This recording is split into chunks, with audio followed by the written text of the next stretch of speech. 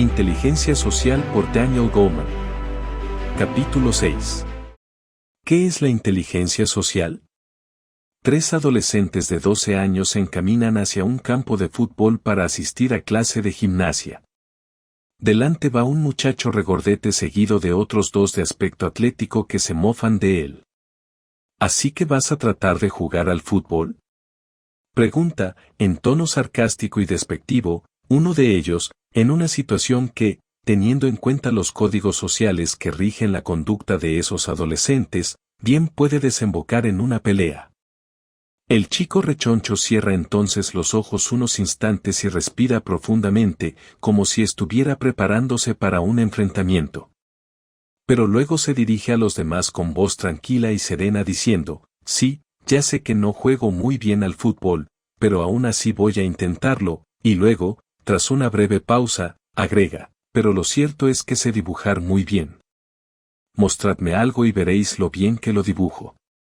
Después, dirigiéndose a su antagonista, añade, me parece fantástico que sepas jugar bien al fútbol. Me parece realmente fantástico. A mí también me gustaría jugar tan bien como tú. Quizás, si sigo entrenándome, acabe consiguiéndolo. La verdad es que no juegas tan mal, responde entonces el primero, completamente desarmado, en un tono muy afectuoso, si te interesa quizás pueda enseñarte algunas cosas. Este breve episodio constituye un ejemplo magistral de inteligencia social en acción que puede acabar convirtiendo en una buena amistad lo que perfectamente podría haber generado una enemistad. Y es que nuestro aspirante artista no solo supo capear las turbulentas corrientes sociales de la enseñanza secundaria, sino que superó también con creces una competición intercerebral invisible y mucho más sutil. Conservando la serenidad, nuestro héroe se resistió a reaccionar al sarcasmo y acabó llevando a sus ofensores hacia un terreno emocionalmente más amable. Se trata de un ejemplo evidente de una especie de jiu-jitsu neuronal aplicado al mundo de la relación que transforma la química emocional compartida desde un rango hostil hasta otro positivo. La inteligencia social se manifiesta claramente en los ámbitos de la guardería, el patio de recreo, el cuartel, la fábrica y la sala de subastas, pero elude las condiciones formales estándar del laboratorio. Eso fue lo que dijo Edward Thorndike, el psicólogo de la Columbia University que propuso el concepto, en un artículo publicado en 1920 en el Harper's Monthly Magazine, en el que afirmó claramente la importancia de las relaciones interpersonales en multitud de campos, especialmente el liderazgo. La falta de inteligencia social puede convertir, escribió, al mejor de los mecánicos de una fábrica en el peor de los capataces. Pero, a finales de los 50, David Wexler, el conocido psicólogo que puso a punto la que actualmente sigue siendo una de las medidas del coeficiente intelectual más ampliamente utilizadas, desdeñó la inteligencia social considerándola como un caso particular de la inteligencia general aplicada al campo de las situaciones sociales. Hoy en día, medio siglo más tarde, parece que ya ha llegado el momento de recuperar la llamada inteligencia social, en la medida en que la neurociencia empieza a cartografiar las regiones cerebrales que controlan la dinámica interpersonal, los lectores interesados pueden encontrar más detalles al respecto en el apéndice C. Si queremos tener una comprensión más plena de la inteligencia social, deberemos revisar el concepto, asegurándonos de que también incluye aptitudes no cognitivas como, por ejemplo, la sensibilidad de la madre que sabe calmar el llanto de su hijo con el contacto adecuado, sin detenerse siquiera a pensar un instante lo que tiene que hacer. Los psicólogos todavía no tienen claro cuáles son las habilidades sociales y cuáles las emocionales. Esto no resulta nada extraño porque, como también sucede con el cerebro social y el cerebro emocional, ambos dominios se hallan muy entremezclados. Como dice Richard Davidson, director del Laboratory for Affective Neuroscience de la University of Wisconsin, todas las emociones son sociales. Resulta imposible separar la causa de una emoción del mundo de las relaciones, porque son las relaciones sociales las que movilizan nuestras emociones. Mi propio modelo de la inteligencia emocional se centraba en la inteligencia social sin prestar, como hacen otros teóricos, mucha importancia a ese hecho. Pero, como hemos acabado descubriendo, el simple hecho de ubicar la inteligencia social dentro del ámbito de lo emocional nos impide pensar con claridad en las aptitudes que favorecen la relación, ignorando lo que sucede en nuestro interior cuando nos relacionamos, una miopía que soslaya la dimensión social de la inteligencia. Los ingredientes fundamentales de la inteligencia social pueden agruparse, en mi opinión, en dos grandes categorías: la conciencia social, es decir, lo que sentimos sobre los demás, y la aptitud social, es decir, lo que hacemos con esa conciencia. La conciencia social se refiere al espectro de la conciencia interpersonal que abarca desde la capacidad instantánea de experimentar el estado interior de otra persona hasta llegar a comprender sus sentimientos y pensamientos, e incluso situaciones socialmente más complejas. La conciencia social está compuesta, en mi opinión, por los siguientes ítems: empatía primordial, sentir lo que sienten los demás, interpretar adecuadamente las señales emocionales no verbales. Sintonía, escuchar de manera totalmente receptiva, conectar con los demás. Exactitud empática, comprender los pensamientos, sentimientos e intenciones de los demás. Cognición social, entender el funcionamiento del mundo social. La conciencia social. Aptitud social. Pero el simple hecho de experimentar el modo en que se siente otra persona o de saber lo que piensa o pretende no es más que el primer paso, porque lo cierto es que no basta con ello para garantizar una interacción provechosa. La siguiente dimensión, la aptitud social, se basa en la conciencia social que posibilita interacciones sencillas y eficaces. El espectro de aptitudes sociales incluye sincronía, relacionarse fácilmente a un nivel no verbal. Presentación de uno mismo, saber presentarnos a los demás. Influencia, dar forma adecuada a las interacciones sociales. Interés por los demás, interesarse por las necesidades de los demás y actuar en consecuencia. Tanto el dominio de la conciencia social como el de la aptitud social van desde las competencias básicas características de la vía inferior hasta las articulaciones más complejas propias de la vía superior. Así, por ejemplo, la sincronía y la empatía primordial son capacidades exclusivas de la vía inferior, mientras que la exactitud empática y la influencia combinan las vías superior e inferior. Y, por más blandas que puedan parecer algunas de estas habilidades, ya existen muchos tests y escalas para valorarlas. Cuando el funcionario de la embajada que debía gestionarle el visado le preguntó para qué lo necesitaba, advirtió en su rostro el destello fugaz del disgusto. Alertado, le pidió entonces que aguardase unos instantes mientras iba a otra habitación, descubriendo, al teclear su nombre en el banco de datos de Interpol, que se trataba de un fugitivo reclamado por la policía de varios países. Este caso ilustra perfectamente la empatía primordial, es decir, la capacidad de detectar las expresiones fugaces que nos permiten vislumbrar las emociones ajenas. Una modalidad intuitiva y visceral que discurre a través de la vía inferior y cuya presencia, o ausencia, se expresa, por tanto, de manera muy veloz y automática, ya que, en opinión de los neurocientíficos, se ve activada por las neuronas espejo. Por más callados que estemos, ello no implica que dejemos de emitir mensajes, a través de nuestro tono de voz y de nuestras expresiones, por más breves que éstas sean, que, de un modo u otro, transmitan a los demás lo que estamos sintiendo. Y es que no podemos, por más que lo intentemos, reprimir todos los signos que revelan nuestras emociones, porque los sentimientos siempre encuentran un camino para expresarse. Los tests utilizados para determinar esta empatía primordial valoran la lectura rápida y espontánea que la vía inferior hace de todos esos signos no verbales. Pero los tests que para ello se emplean no son pruebas de papel y lápiz en los que debamos responder a una serie de preguntas, sino que se basan en nuestras reacciones a las imágenes de los demás. La primera vez en que escuché hablar de este tipo de pruebas fue durante la época en que estaba preparando mi tesis, y recuerdo a un par de licenciadas que parecían divertirse más que yo. Se trataba de Judith Hall y de Dan Archer, que hoy en día trabajan como profesoras de la Northeastern University y de la University of California de Santa Cruz, respectivamente, y que, por aquel entonces, estaban preparando, bajo la supervisión de Robert Rosenthal, profesor de psicología social, una serie de vídeos protagonizados por Hall que, con el paso del tiempo, ha acabado convirtiéndose en una de las medidas más utilizadas para determinar el grado de sensibilidad interpersonal. Archer se encargó de grabar esos vídeos mientras que Hall, que tenía una cierta experiencia teatral, recreaba situaciones que iban desde devolver un artículo defectuoso a una tienda hasta hablar de la muerte de un amigo.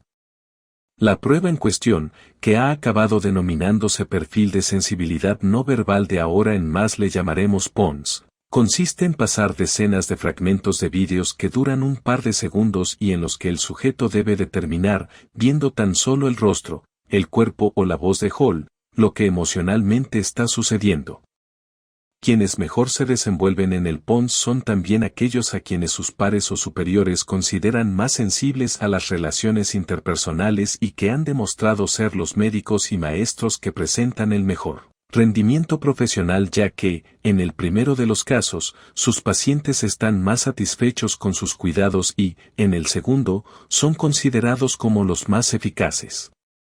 También podemos decir que se trata, sin excepción alguna, de las personas más queridas. Esta es una dimensión de la empatía en la que las mujeres se desenvuelven un 3% mejor que los hombres. Independientemente de la aptitud considerada, la empatía parece mejorar con el paso del tiempo, como si el mismo transcurrir de la vida fuese perfeccionándola.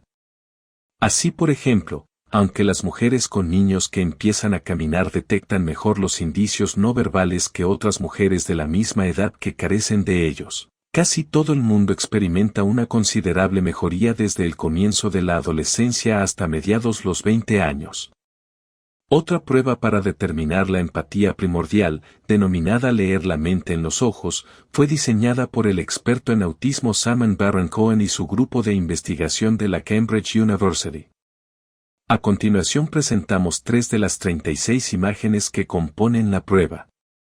Las personas que obtienen una puntuación más elevada en la lectura de los mensajes transmitidos por los ojos son las más dotadas para la empatía y, en consecuencia, para cualquier profesión que la requiera, desde la diplomacia hasta la policía, la enfermería y la psicoterapia. Los que obtienen peores puntuaciones, por el contrario, son también los más propensos a padecer de autismo. La prueba consiste en determinar cuál de los 4 adjetivos presentados a continuación describe más exactamente lo que están comunicando los siguientes pares de ojos: agradecido ligón, hostil decepcionado. Avergonzado confiado bromista deprimido. Serio avergonzado desconcertado alarmado. Respuesta: ligón, confiado y serio. La sintonía. La sintonía es un tipo de atención que va más allá de la empatía espontánea y tiene que ver con una presencia total y sostenida que favorece el rapport. Las personas diestras en esta habilidad saben dejar a un lado sus preocupaciones y escuchar de manera atenta y completa. La capacidad de escuchar parece un talento natural. Pero, como sucede con el resto de los ingredientes que componen la inteligencia social, todo el mundo puede ejercitar y mejorar su capacidad de sintonizar con los demás prestando simplemente más atención. El modo de hablar de una persona nos proporciona pistas muy claras de su capacidad de escucha. Así, por ejemplo, lo que decimos en situaciones de auténtica conexión tiene en cuenta lo que el otro siente, dice y hace, mientras que, en el caso contrario, los mensajes verbales son como balas que ignoran al otro y se basan exclusivamente en el estado emocional del emisor. En este sentido, la capacidad de escuchar es una variable muy importante, porque hablar a una persona sin escucharla acaba convirtiendo cualquier conversación en un mero monólogo. Cuando secuestro una conversación, satisfago mis necesidades sin tener en cuenta las de mi interlocutor, mientras que la escucha verdadera, por el contrario, me obliga a sintonizar con sus sentimientos, permitiéndole decir lo que tenga que decir y que la conversación siga el rumbo que ambos queramos. Y, cuando este tipo de escucha tiene lugar en ambos sentidos, se establece un auténtico diálogo en el que cada persona adapta sus comentarios a lo que el otro siente y dice. Resulta sorprendente que los mejores vendedores y personas que se dedican al servicio al cliente manifiesten un tipo de presencia que no parece atenerse a ningún programa preestablecido. Las investigaciones realizadas con trabajadores estrella de esos campos han puesto de relieve que, cuando se aproximan a un consumidor o a un cliente, no lo hacen con la intención de formalizar una venta, sino que, muy al contrario, se consideran como una especie de asesores que cumplen con la función esencial de escuchar sus necesidades para poder entenderlas y satisfacerlas más adecuadamente. Creen que su cliente se merece lo mejor y no dudan en ponerse de su lado en sus justificadas quejas sobre su propia empresa. Son personas que prefieren cultivar una relación y no parecen dispuestas a arruinar, por una venta, la confianza que en ellos han depositado sus clientes. La investigación realizada en este sentido ha puesto de manifiesto que saber escuchar constituye un rasgo distintivo de los mejores directivos, maestros y líderes. Y también es una de las 3 habilidades que, según sus organizaciones, distinguen a los mejores profesionales de ayuda, como médicos o trabajadores sociales, que no solo se toman el tiempo de escuchar y conectar con los sentimientos de los demás, sino que también formulan preguntas ajenas al problema inmediato que puedan ayudarles a entender mejor la situación. La atención plena se halla hoy en día en peligro debido, entre otras muchas causas, a nuestra tendencia a ocuparnos de varias cosas a la vez. Por otra parte, el ensimismamiento y la preocupación contraen nuestra atención y nos impiden advertir las necesidades y sentimientos de los demás, dificultando en consecuencia nuestra respuesta empática. Y todo ello disminuye nuestra capacidad de conectar con los demás e impide, por tanto, la aparición del rapport. Pero lo cierto es que la presencia plena no es tan complicada. Como dice cierto artículo del Harvard Business Review, una simple conversación de 5 minutos puede ser un momento muy significativo, pero, para ello, deberemos dejar a un lado lo que estemos haciendo, postergar la lectura del informe que estemos leyendo, desconectar nuestro ordenador personal, dejar de divagar y centrar la atención en la persona con la que estemos. La escucha atenta promueve una sincronía fisiológica que armoniza nuestras emociones. Como ya hemos visto en el capítulo 3, tal sintonía se pone de manifiesto en aquellos momentos en los que el cliente se siente más comprendido por su terapeuta. Prestar una atención deliberada puede ser el mejor modo de promover el rapport. La escucha atenta y cuidadosa orienta nuestros circuitos neuronales hacia la conexión y nos sintoniza en la misma longitud de onda que nuestro interlocutor, aumentando así la probabilidad de que florezcan los demás ingredientes fundamentales del rapport, es decir, la sincronía y los sentimientos positivos. La exactitud empática. Hay quienes consideran que la exactitud empática es la habilidad por excelencia de la inteligencia social. Como dice William Axe, psicólogo de la University of Texas que ha abierto nuevos rumbos en esta línea de investigación, esta habilidad constituye uno de los rasgos distintivos de los asesores más diestros, los policías más diplomáticos, los negociadores más eficaces, los políticos más votados, los vendedores más productivos, los maestros más exitosos y los terapeutas más perspicaces. La exactitud empática se construye a partir de la empatía primordial, pero le añade la comprensión explícita de lo que otra persona piensa o siente, para lo cual, obviamente, es necesaria una activación cognitiva que añade, a la empatía primordial característica de la vía inferior, la actividad neocortical propia de la vía superior, en particular, de la región prefrontal. ¿Cómo podemos determinar el grado de exactitud empática? Mediante el equivalente psicológico de una cámara oculta de televisión.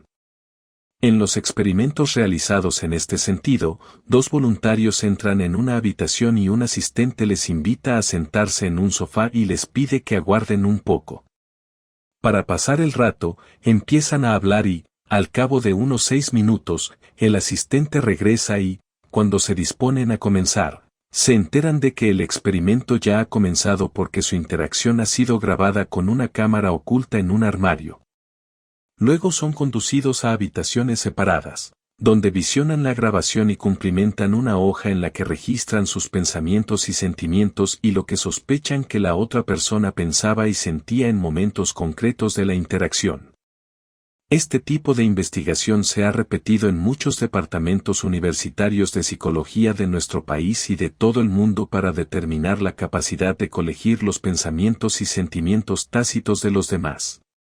Cuando una participante, por ejemplo, afirmó sentirse estúpida por no poder recordar el nombre de uno de sus profesores, su compañero supuso acertadamente que probablemente se sentía algo extraña durante ese lapso, mientras que, en un error típico de los años de universidad, un muchacho afirmó estar seguro de que su compañera estaba preguntándose si la invitaría a salir, cuando lo cierto es que simplemente estaba recordando una obra de teatro que acababa de ver. La exactitud empática parece una de las claves fundamentales del éxito de un matrimonio, especialmente durante los primeros años. Cuanta mayor sea la exactitud empática mostrada por las parejas durante el primer o segundo año de su matrimonio, mayor suele ser su nivel de satisfacción y más duradera también la relación. Un déficit de tal competencia, por el contrario, aparece cuando alguien sabe que su pareja se siente mal, pero no tiene la menor idea de lo que está pasando por su mente. Del mismo modo que las neuronas espejo nos conectan subliminalmente con lo que alguien pretende hacer, la conciencia de esas intenciones posibilita una empatía más exacta que nos permite predecir lo que hará. La comprensión más explícita de los motivos subyacentes de los demás puede ser de vital importancia cuando, por ejemplo, nos hallamos frente a un atracador o una multitud enojada, como bien ilustra el relato con el que iniciábamos este libro de los soldados que se acercaban a la mezquita. La cognición social. El cuarto aspecto de la conciencia interpersonal es la cognición social, que consiste en el conocimiento del modo en que realmente funciona el mundo social. Las personas diestras en esta competencia cognitiva saben comportarse en la mayoría de las situaciones sociales, como los buenos conocedores de las normas de etiqueta de un restaurante de 5 estrellas, y también son diestros en la semiótica, es decir, en la decodificación de las señales sociales que nos permiten saber, por ejemplo, quién es la persona más poderosa de un grupo. Este tipo de sabiduría se manifiesta tanto en los adultos que saben interpretar exactamente las corrientes políticas subyacentes de una organización, como el niño de 5 años que enumera a los mejores amigos de cada uno de sus compañeros de clase. A fin de cuentas, las lecciones sociales que aprendimos en el patio de recreo, desde hacer amistades hasta establecer alianzas, forman parte del mismo continuo en el que se hallan las reglas tácitas que permiten la creación de un equipo que funciona y las que gobiernan las intrigas políticas. Esta es una habilidad que se manifiesta en una amplia diversidad de situaciones sociales, desde el mejor modo de acomodar a los invitados a un banquete hasta cómo hacer amigos después de mudarse a una ciudad desconocida. No olvidemos que las mejores soluciones provienen de quienes saben detectar la información relevante y buscar tranquilamente las mejores soluciones. La incapacidad crónica de encontrar soluciones a los problemas sociales no solo dificulta nuestras relaciones, sino que ha sido identificada como una variable interviniente en muchos trastornos psicológicos que van desde la depresión hasta la esquizofrenia. La cognición social nos ayuda a gestionar adecuadamente las corrientes sutiles y cambiantes del mundo social. Este nivel sofisticado de la conciencia social determina el modo en que damos sentido y atribuimos significado a los acontecimientos sociales. Es este conocimiento del contexto social el que nos permite entender por qué un comentario que una persona considera una broma ocurrente puede parecer insultante a otra y también puede impedirnos advertir por qué alguien es demasiado consciente o se siente embarazado ante un comentario improvisado que para un tercero no tiene la menor importancia. La comprensión que tenemos del mundo social depende de nuestra forma de pensar, de nuestras creencias y de lo que hayamos aprendido sobre las normas y reglas sociales implícitas que gobiernan las relaciones interpersonales. Este conocimiento resulta esencial para establecer una buena relación con personas de otras culturas, cuyas normas pueden ser muy diferentes de las que hayamos aprendido en nuestro entorno. Este talento natural para el conocimiento interpersonal ha sido, durante décadas, la dimensión fundamental de la inteligencia social. Hay teóricos que llegan a afirmar que la cognición social, en tanto que inteligencia general aplicada al mundo social, constituye la única medida exacta de la inteligencia social. Pero esta visión se centra más en lo que sabemos sobre el mundo interpersonal que en el modo real en que nos relacionamos con los demás, lo que ha conducido a medidas de la inteligencia social que, si bien evidencian nuestro conocimiento de las situaciones sociales, ignoran el modo en que nos movemos en ellas, una deficiencia realmente lamentable. Quienes destacan en la cognición social pero carecen de las aptitudes sociales básicas se mueven torpemente en el mundo de las relaciones interpersonales. El efecto de las distintas habilidades de la inteligencia social depende de su adecuada combinación. En este sentido, la exactitud empática se erige sobre la escucha y la empatía primordial y todas ellas alientan la cognición social. Todas las formas de conciencia interpersonal, por otra parte, constituyen los cimientos de las aptitudes sociales, la segunda parte de la inteligencia social. La sincronía. La sincronía, primera de las aptitudes sociales y fundamento de todas las demás, nos permite emprender una grácil danza no verbal con las personas con las que nos relacionamos. Es por ello que la falta de sincronía obstaculiza nuestra competencia social dificultando, en consecuencia, nuestras interacciones.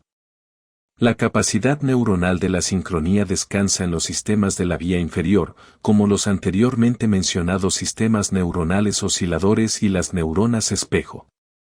Para entrar en sincronía es necesario ser capaz de leer instantáneamente los indicios no verbales de la sincronía, que incluyen un amplio rango de interacciones armoniosamente orquestadas, desde sonreír o asentir en el momento adecuado hasta orientar adecuadamente nuestro cuerpo hacia los demás y actuar en consecuencia, sin pensar siquiera en ello. Quienes no consiguen entrar en sincronía pueden, por el contrario, moverse nerviosamente, quedarse paralizados o, sencillamente, ignorar su fracaso en mantener el ritmo de esta danza no verbal. Cuando una persona no consigue entrar en sincronía, la otra se siente incómoda y no se preocupa siquiera en establecer rapport. Quienes tienen dificultades en esta habilidad social sufren típicamente de disemia, es decir, de la incapacidad de interpretar adecuadamente los signos no verbales que facilitan las relaciones y de actuar en consecuencia. Los indicadores externos de esta sutil incapacidad social resultan evidentes, porque los disémicos ignoran, por ejemplo, las señales que jalonan que una conversación está tocando a su fin e inquietan a sus interlocutores, al no darse cuenta de los signos tácitos que mantienen abierta la comunicación en dos sentidos. Las investigaciones realizadas sobre la disemia se han llevado fundamentalmente a cabo en el ámbito infantil, porque afecta a muchos niños que sufren de rechazo escolar. El niño que padece este problema no mira a la gente con la que está hablando, no respeta las distancias interpersonales, exhibe expresiones faciales discordantes con su estado emocional o parece indiscreto o indiferente al modo en que se sienten los demás. Y poco importa, en este sentido, que no parezca más que un simple signo de ser un niño. Porque muchos otros niños de su misma edad no presentan las mismas dificultades. En el caso de los adultos, la disemia se pone de manifiesto en una conducta igualmente desconectada. La misma ceguera social que muestra el niño disémico origina las dificultades de relación del mundo adulto, desde la incapacidad de advertir los signos no verbales hasta la dificultad en establecer nuevas relaciones. Además, la disemia puede impedir la adecuada gestión de las expectativas sociales propias del mundo laboral. Es por ello que los adultos disémicos suelen terminar socialmente aislados. Estos déficits sociales no suelen deberse a causas neurológicas como el síndrome de Asperger o el autismo, de los que hablaremos en el capítulo 9. Cierta investigación realizada en este sentido ha estimado que el 85% de quienes padecen disemia no han aprendido a leer los signos no verbales o a reaccionar a ellos, por razones que van desde una falta de interacción con pares hasta el hecho de haber vivido en el seno de una familia que seguía normas sociales excéntricas o no desplegaba un determinado rango de emociones, que otro 10% aproximado se debe a algún trauma emocional que obstaculizó el necesario aprendizaje y que solo el 5% presenta trastornos neurológicos diagnosticables. Actualmente existen varios programas específicamente diseñados para que, tanto los niños como los adultos, dispongan de la posibilidad de aprender estas habilidades y remediar así este fallo del aprendizaje. Esos programas suelen empezar enseñando a la persona a cobrar conciencia de los elementos no verbales de la sincronía, como los gestos, las posturas, el contacto físico, el tono de voz, el contacto ocular y el ritmo. Cuando la persona aprende a usar más eficazmente estos distintos ingredientes hasta que puede, por ejemplo, mantener el contacto ocular mientras habla con alguien sin tener que hacer, para ello, ningún esfuerzo especial. La resonancia emocional que tiene lugar cuando entramos naturalmente en sincronía con alguien es, obviamente, mucho mayor que cuando tratamos de construirla deliberadamente. No resulta difícil advertir, si tenemos en cuenta que los sistemas cerebrales de la vía inferior en los que se basa la sincronía operan de manera espontánea y ajena a la conciencia, que cualquier intento de controlarlos conscientemente puede entorpecer su funcionamiento. Es por ello que las personas que participan de este tipo de programas tienen la necesidad de sobreaprender, ejercitando hasta el punto de que la respuesta nueva y más armoniosa aparece de manera espontánea. La presentación de uno mismo.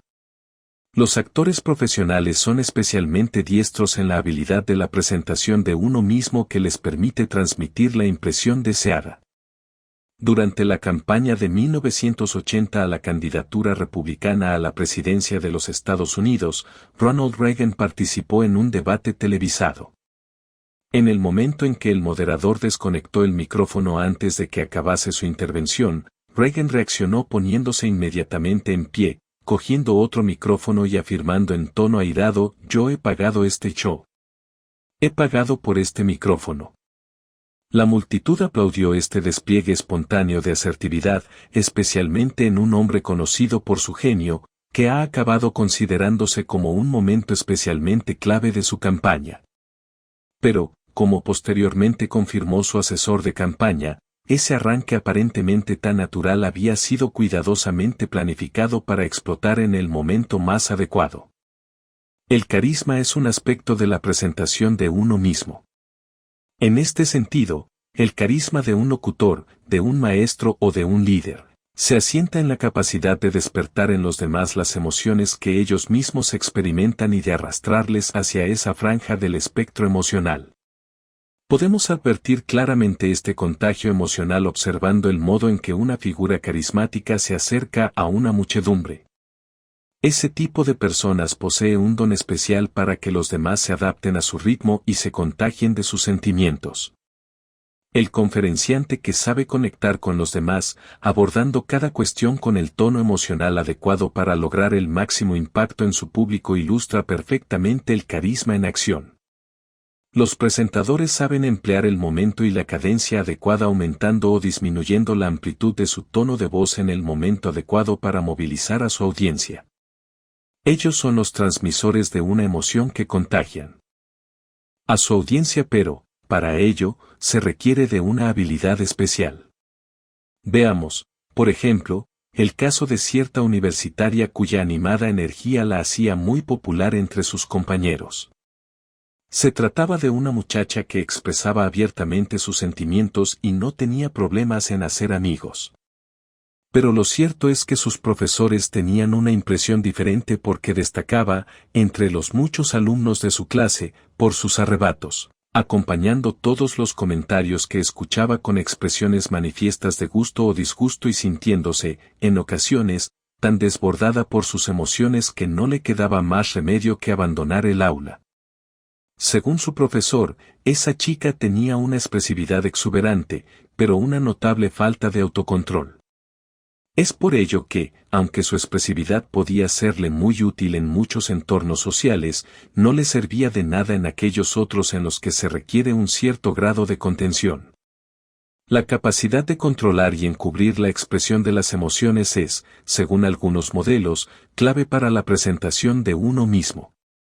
Quienes son diestros en este dominio se muestran muy seguros de sí mismos y poseen lo que suele denominarse savoir-faire. Son personas que se mueven con naturalidad en cualquier situación, desde el ámbito de las ventas hasta el servicio, la diplomacia y la política, en la que se requiera una respuesta matizada. Hablando en términos generales, las mujeres son emocionalmente más expresivas que los hombres. Pero hay situaciones en las que las mujeres necesitan equilibrar la expresividad con la presentación de uno mismo. En la medida en que las normas sociales sigan desdeñando la importancia de la expresividad, como ocurre en la mayoría de los puestos de trabajo, las mujeres se ven obligadas a contener ese impulso para poder adaptarse. Nuestra sociedad tiene normas sutiles implícitas específicas para los hombres y para las mujeres. En este sentido, por ejemplo, se considera que los hombres expresan más adecuadamente las emociones de la ira y que las mujeres se mueven mejor en los del miedo y la tristeza. Esta norma también admite tácitamente el llanto de una mujer, aunque lo desaprueba en el caso del hombre. En el ámbito profesional, sin embargo, el tabú de llorar se extiende también a las mujeres. Por su parte, el tabú que impide expresar la ira se desvanece en cuanto la mujer ocupa una posición de poder. Otra norma oculta admite que los líderes poderosos se muestren airados cuando se ha frustrado el logro de un objetivo colectivo. Este es un requisito que satisfacen también las llamadas mujeres alfa. Independientemente del hecho de que enfurecerse pueda ser la respuesta más eficaz a una determinada situación, no parece socialmente fuera de lugar cuando procede del jefe. Hay personas que son todas ellas presentación de uno mismo, sin que tal fachada se apoye en una experiencia que la respalde. Las variedades de la inteligencia social no reemplazan a otras aptitudes necesarias para el desempeño de un determinado papel. Como acerté a escuchar casualmente en cierta ocasión en una conversación entre dos hombres de negocios en un restaurante japonés de Manhattan, tiene un don especial para que todo el mundo le quiera. Pero la verdad es que no creo que pudieras elegir a nadie peor. La influencia. El policía municipal estaba multando al Cadillac aparcado en doble fila en una estrecha calle de 3 carriles de uno de los barrios más acaudalados de Manhattan, impidiendo con ello la puesta en marcha de los que estaban bien estacionados. ¿Pero qué diablos está haciendo? Se escuchó súbitamente gritar al propietario del Cadillac, un hombre bien arreglado y de mediana edad que salía con una bolsa de ropa de la tintorería. Simplemente estoy cumpliendo con mi trabajo. Usted ha estacionado en doble fila, respondió tranquilamente el policía.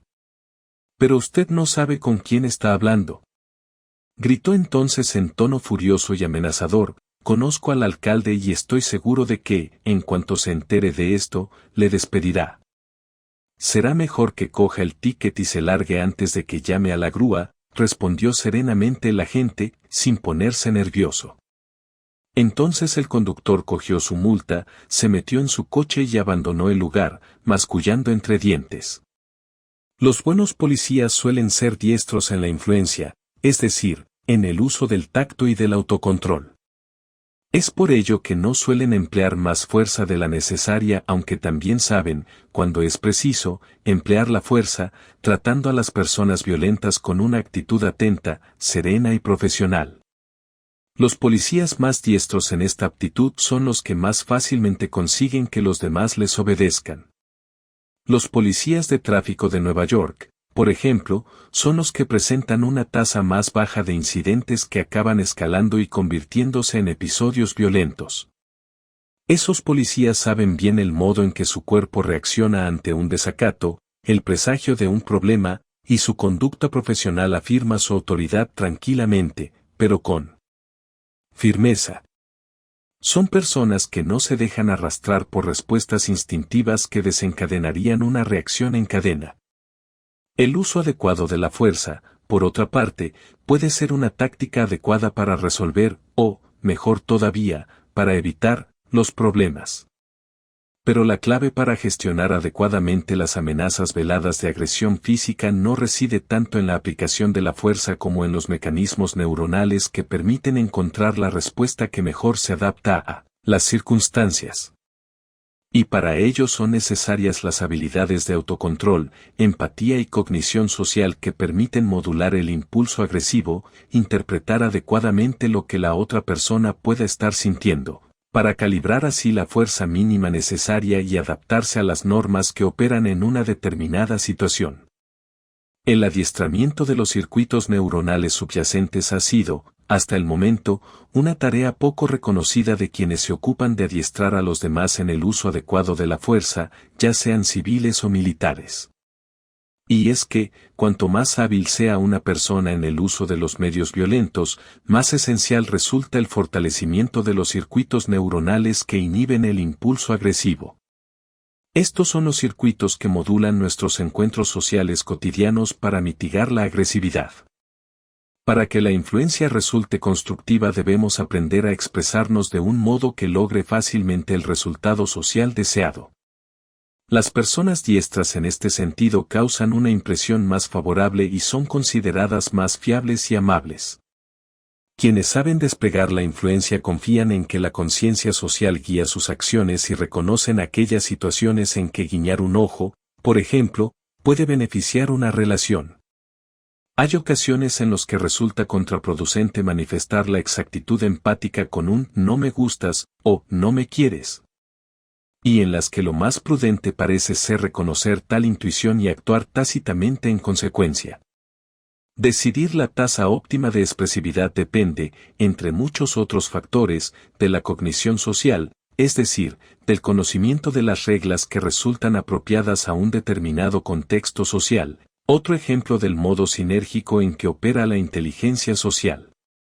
No olvidemos que, en este sentido, por ejemplo, la modalidad silenciosa de Beijing resulta inadecuada para Guadalajara, México.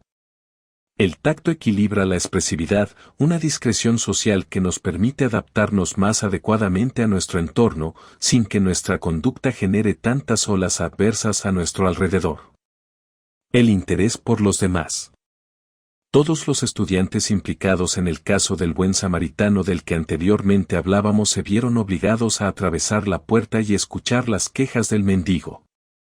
Pero la empatía, por sí sola, no basta si no va acompañada de algún tipo de acción. Solo los que se detuvieron a escucharle manifestaron interés en los demás, otro de los ingredientes básicos de la inteligencia social. Como ya hemos visto en el capítulo 4, los circuitos cerebrales que se ponen en marcha cuando sentimos las necesidades de los demás constituyen un acicate para la acción. Por ejemplo, las mujeres que más intensamente registran la tristeza al observar el video de un bebé llorando son también las que más fruncen el ceño, un claro indicador de la empatía. Pero esas mujeres no se limitan a reproducir la respuesta fisiológica del bebé, sino que también son las que más claramente exhiben el deseo de cogerlo en brazos y consolarlo. Cuanto mayor es nuestra empatía e interés por alguien que se encuentra en apuros, mayor será el impulso a ayudarle, un vínculo que siempre se halla presente en las personas más motivadas para aliviar el sufrimiento ajeno.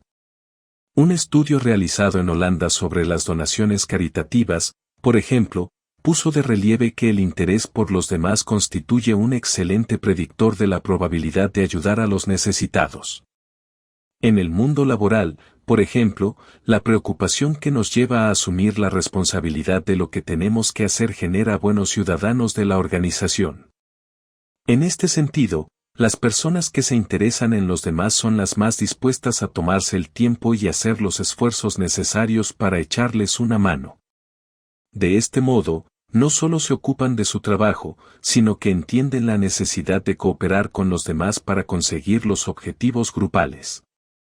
Las personas fisiológicamente más motivadas por el malestar de los demás, es decir, las personas más susceptibles a este rango del contagio emocional, son los que más movilizados se encuentran a actuar.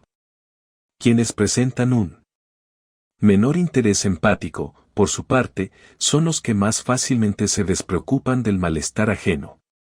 Cierto estudio longitudinal que se ha llevado a cabo en este sentido ha descubierto que los niños de 5 a 7 años menos inquietos por el malestar de su madre son aquellos que más probablemente acaben convirtiéndose en adultos antisociales.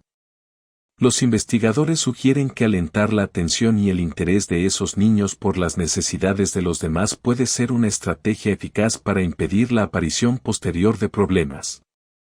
Pero no basta, para movilizarnos a la acción, con el simple interés por los demás, porque también necesitamos actuar eficazmente.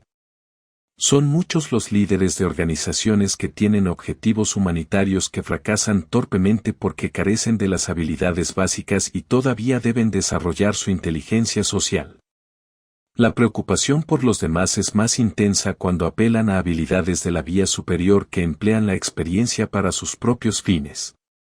En este sentido, Bill y Melinda Gates son excelentes ejemplos de esta capacidad, porque recurren a las mejores prácticas del mundo empresarial para afrontar los devastadores problemas de salud de los necesitados de todo el mundo y también pasan tiempo conociendo a las personas a las que están ayudando, madres de Mozambique cuyos hijos mueren de malaria y víctimas del SIDA de la India, lo que fomenta su interés empático. El interés por los demás suele ser el impulso básico que moviliza a las personas hacia las llamadas profesiones de ayuda, como la medicina y el servicio social. En cierto sentido, estas profesiones pueden ser consideradas como la manifestación expresa del interés por los necesitados, ya sean los enfermos o los pobres. Quienes desempeñan esas profesiones se mueven bien cuando aumenta esa capacidad, pero acaban quemándose, por el contrario, apenas mengua. El interés por los demás refleja la capacidad de compasión de una determinada persona. Es por ello que, en este campo, suelen fracasar las personas manipuladoras que se muestran muy diestras en otras habilidades de la inteligencia social. La deficiencia en esta dimensión de las habilidades sociales es la que más claramente nos permite identificar a las personas antisociales que se despreocupan por los sentimientos, las necesidades y el sufrimiento de los demás, y, en consecuencia, tampoco hacen nada por ayudarles. Educando la vía inferior. Ahora que ya tenemos una visión global somera del territorio que abarca la inteligencia social, podemos preguntarnos por la posibilidad de mejorar estas competencias esenciales. Este parece, en lo que se refiere a las aptitudes de la vía inferior, un gran reto. Pero Paul Ekman, una auténtica autoridad en el campo de la lectura de las emociones que se manifiestan en la expresión facial, ver capítulo 1, ha puesto a punto un método que permite, pese a su funcionamiento instantáneo e inconsciente, el adiestramiento de la empatía primordial. El método de Ekman se centra en las microexpresiones, es decir, en las señales emocionales que aparecen fugazmente en nuestro rostro en menos de un tercio de segundo, es decir, el tiempo que tardamos en chasquear un dedo. Se trata de señales emocionales espontáneas e inconscientes que nos proporcionan indicios del modo en que realmente se siente otra persona, independientemente de la impresión que esté tratando de proyectar. Aunque una sola microexpresión no necesariamente indique que la persona está mintiendo, la mentira descarada suele implicar este tipo de engaño emocional. Cuanto mejor sea nuestra capacidad de detectar las microexpresiones, más sencillo nos resultará detectar quién está tratando de reprimir una verdad emocional. Conviene aquí decir que el funcionario de la embajada que detectó la mirada fugaz de disgusto atravesando el rostro del criminal que solicitaba un visado había sido adiestrado en el método de Ekman. Esta habilidad primordial resulta especialmente valiosa en campos tan diversos como la diplomacia, la judicatura o la policía, porque las microexpresiones nos revelan el modo en que realmente se siente una persona en un determinado momento. Pero también hay que señalar que los amantes, los vendedores, los maestros y, en última instancia, todo el mundo puede beneficiarse de la capacidad de leer este tipo de señales. Estas expresiones emocionales automáticas y fugaces operan a través de los circuitos de la vía inferior, que se distinguen por su automaticidad y rapidez, y, para registrar la vía inferior, se requiere también del concurso de la vía inferior. Es por ello que resulta absolutamente necesario sintonizar adecuadamente con nuestra empatía primordial. El método diseñado por Ekman, llamado herramienta de entrenamiento en microexpresiones, Macro Expression Training Tool, utiliza un CD para perfeccionar la capacidad de detectar estas microexpresiones, Un entrenamiento que dura menos de una hora y del que, hasta el momento, se han beneficiado decenas de miles de personas. Yo lo he probado esta misma mañana. La primera ronda presenta fotografías de rostros de diferentes personas con una apariencia emocionalmente neutra que van seguidas de una serie de instantáneas que expresan una de las 7 emociones siguientes: tristeza, ira, miedo, sorpresa, disgusto, desprecio o felicidad. Mi tarea ha consistido en adivinar la expresión que acababa de presenciar, aunque lo único que podría decir es que solo he visto una instantánea difusa, porque las sonrisas y los ceños fruncidos discurren a una velocidad de no más de un quinceavo de segundo que, si bien resulta adecuada para la vía inferior, deja, no obstante, completamente confundida a la superior. Luego viene una serie de 3 sesiones de práctica y posterior revisión que presentan 60 imágenes más a una velocidad de la 30ª parte de un segundo. Después de haber esbozado la estimación, el programa permite el estudio más detenido de los fotogramas que componen las distintas expresiones, para ejercitar así el dominio de los matices que distinguen la tristeza de la sorpresa y el disgusto de la ira.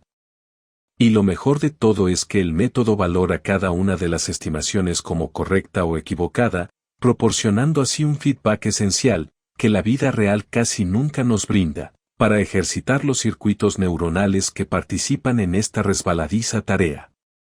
Mis conjeturas se han basado en una vislumbre ocasional, como el destello de los dientes, la tensión en la comisura de los labios o los ojos completamente abiertos, que me ha permitido determinar la presencia de la sonrisa, del desdén o del miedo, respectivamente.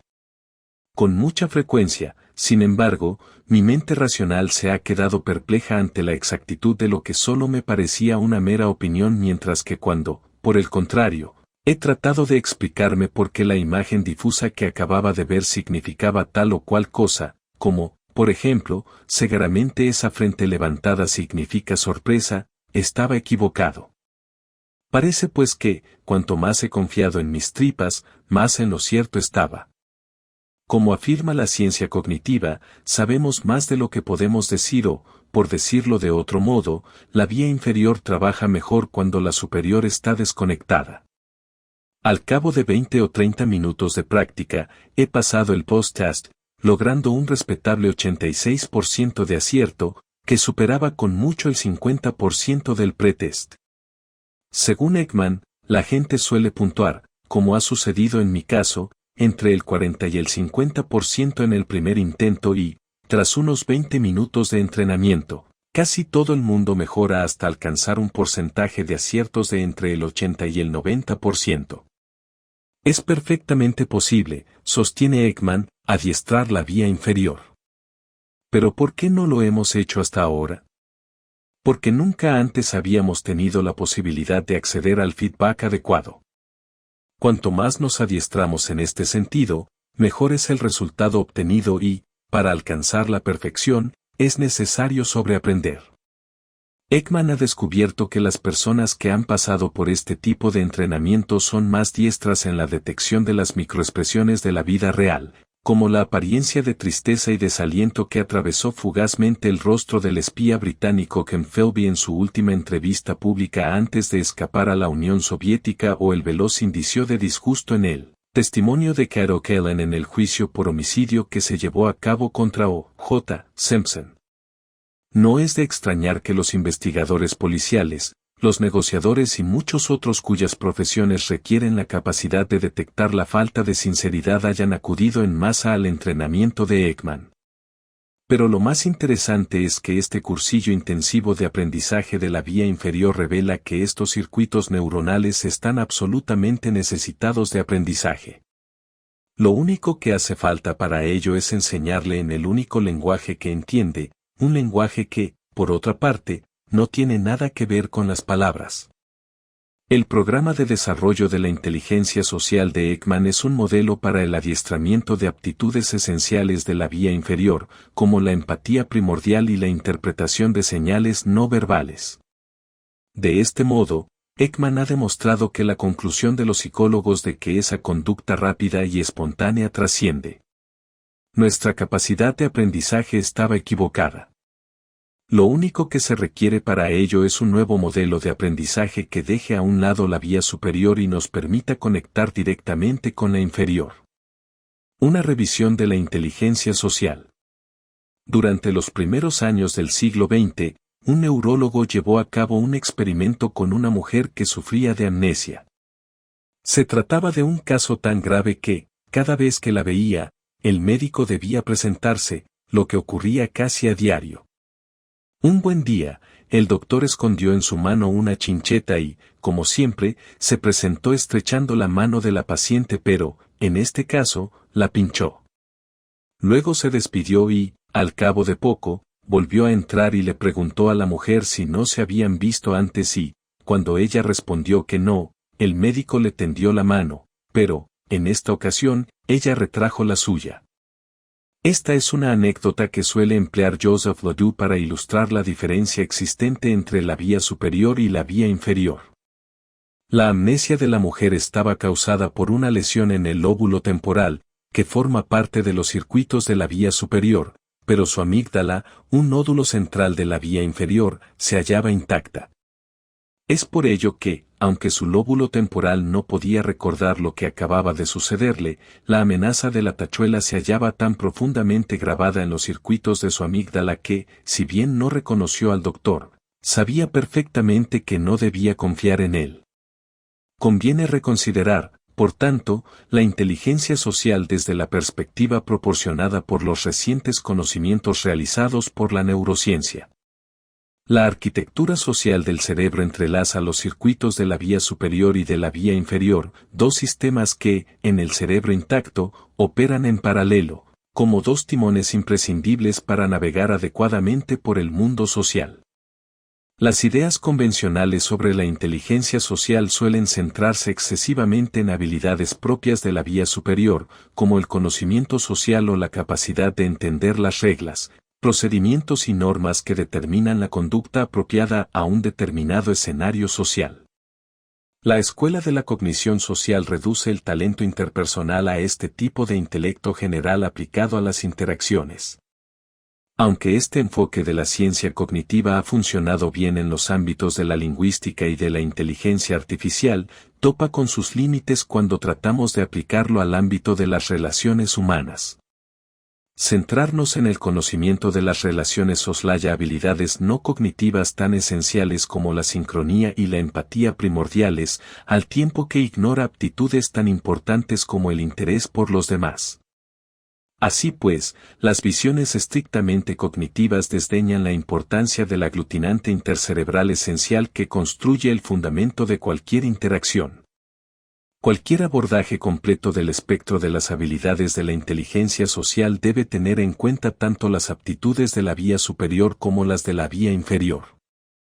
Actualmente, sin embargo, el concepto y las medidas que se utilizan para determinarlo omiten demasiados caminos de la vía inferior y menosprecian, de ese modo, talentos sociales que resultan esenciales para la supervivencia. Poco se sabía, cuando, durante los años 20 del pasado siglo en que Thorndike propuso la necesidad de medir la inteligencia social, sobre los fundamentos neuronales del coeficiente intelectual y menos todavía sobre las habilidades interpersonales. Hoy en día, sin embargo, la neurociencia social plantea un reto a los teóricos de la inteligencia, encontrar una definición de nuestras aptitudes interpersonales que incluya también las capacidades de la vía inferior, como la habilidad de entrar en sincronía, la escucha atenta y el interés por los demás. Es por ello que cualquier enfoque de la inteligencia social que aspire a ser completo debería incluir estos ingredientes básicos de las relaciones nutritivas. En su ausencia, el concepto de inteligencia social acaba convirtiéndose en una idea fría y seca que, si bien reconoce la importancia del intelecto calculador, ignora, no obstante, las virtudes del corazón. Coincidió, en este punto, con el difunto psicólogo Lawrence Kohlberg cuando señaló que el intento de eliminar los valores humanos del ámbito de la inteligencia social acabó empobreciendo el concepto. Aislada y anónimamente considerada, la inteligencia social involucionó hasta convertirse en una especie de enfoque exclusivamente pragmático de la influencia y del control. Hoy más que nunca necesitamos estar muy atentos para no seguir difundiendo una actitud tan manifiestamente impersonal.